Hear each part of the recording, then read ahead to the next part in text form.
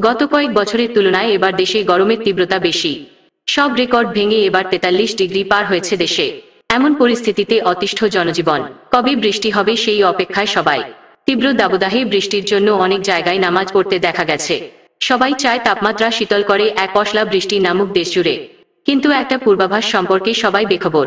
গরমের মতো এবার বৃষ্টির মৌসুমেও দুর্ভোগ পোহাতে হবে দেশের মানুষকে। আবহাওয়া বিষয়ক সংস্থা সাউথ এশিয়া ক্লাইমেট আউটলুকের বরাত দিয়ে সংবাদমাধ্যম ইকোনমিক টাইমস জানিয়েছে, এশিয়ার দেশগুলোতে এবছর স্বাভাবিকের চেয়ে বেশি বৃষ্টিপাত হতে পারে, যার ফলে ভয়াবহ বন্যা এবং পাশাপাশি তীব্র ঝড়েরও আশঙ্কা রয়েছে।